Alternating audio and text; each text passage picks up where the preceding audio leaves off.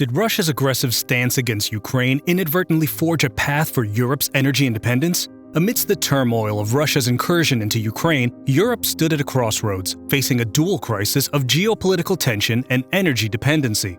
Long reliant on Russian energy, Europe's security and economic stability were thrust into uncertainty. We explore Europe's energy reliance on Russia, the immediate fallout of the crisis, strategic shifts by European nations towards energy autonomy, and the evolving landscape of Europe's energy policy in 2024.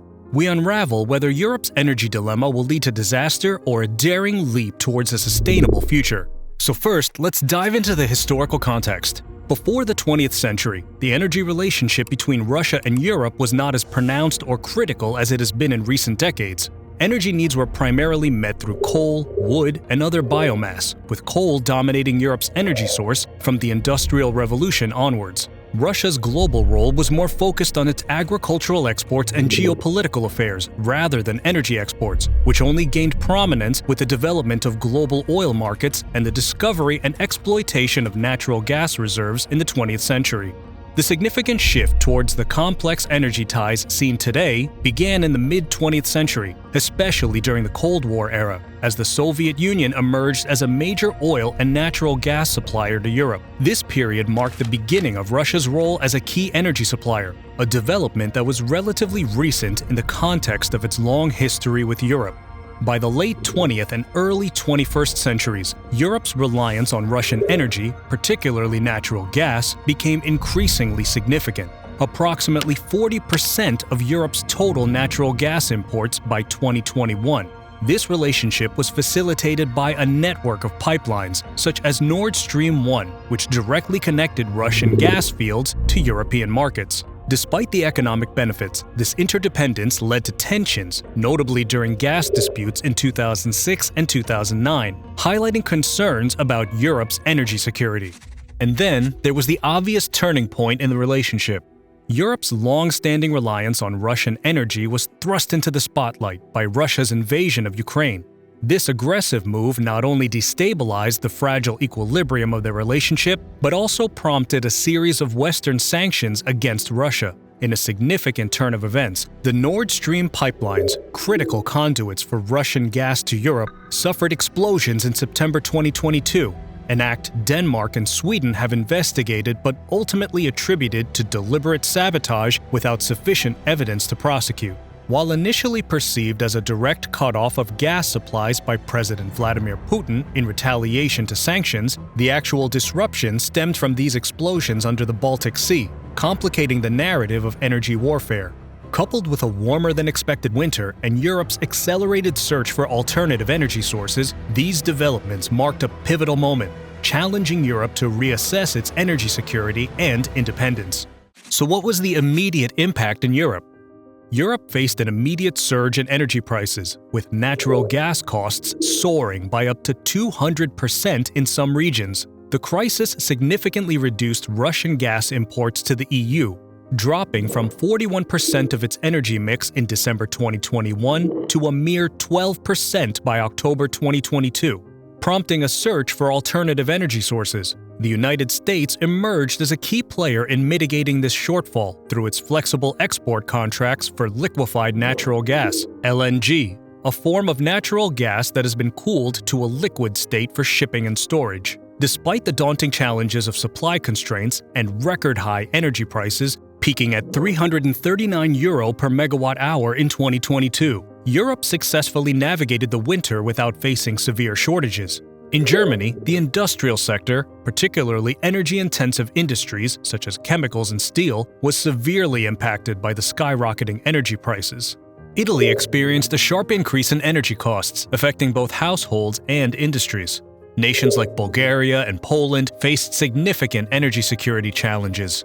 While France also experienced increased energy prices, its reliance on nuclear power for electricity generation meant it was less affected.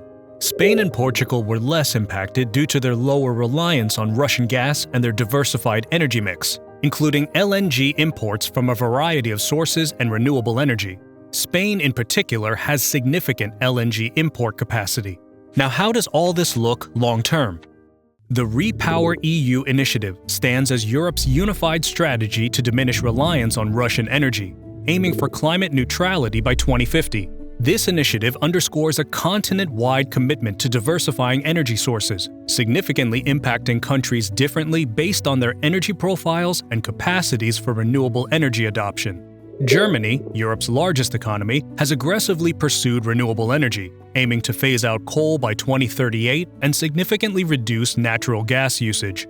The crisis has accelerated Germany's investment in wind and solar power, alongside exploring hydrogen as a key component of its energy transition. Spain and Portugal, with their abundant solar resources, have ramped up solar energy production, positioning themselves as potential renewable energy hubs for Europe. The Iberian Peninsula's focus on solar and wind energy is pivotal in reducing dependency on imported fossil fuels. France has reaffirmed its commitment to nuclear energy as a low-carbon source, planning to build new reactors and extend the life of existing ones. This strategy complements France's renewable energy efforts, providing a stable, low-carbon energy supply that reduces reliance on external sources. Italy has focused on enhancing energy efficiency and boosting renewable energy, particularly in its manufacturing sector. This shift is driving innovation and potentially redefining Italy's industrial base towards more sustainable practices. Poland, heavily reliant on coal, faces significant challenges in transitioning to a low-carbon economy. The crisis has underscored the urgency for Poland to diversify its energy mix, prompting investments in renewable energy and efforts to improve energy efficiency in industrial sectors. The Netherlands has leveraged its strategic position in the European gas market to become a key hub for LNG imports, using its gas infrastructure to facilitate the transition to renewable energy and hydrogen. What is happening now in 2024 so far?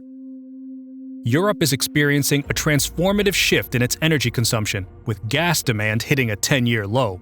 This significant change, led by major economies such as Germany, Italy, and the UK, represents a 20% decrease in gas demand since the onset of Russia's invasion of Ukraine.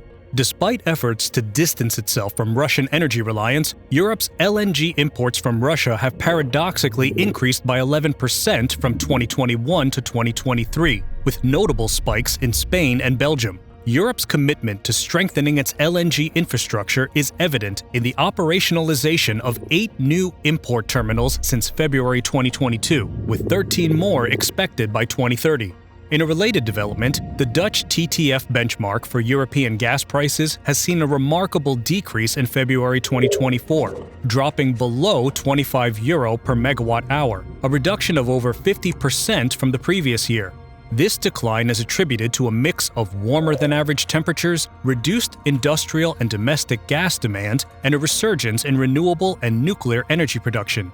European gas storage levels are at a 5-year high, providing a buffer against potential supply disruptions. Financial analysts from Bank of America and Goldman Sachs predict a continued downward trend in natural gas prices, contingent on a sluggish global economy. However, they caution that Europe's energy crisis is not entirely resolved, pointing to a structural natural gas deficit and vulnerability to supply disruptions. Looking ahead, a surge in global LNG supply starting in 2025 is expected to lead market oversupply, potentially lowering European gas prices further into 2026 to 2028.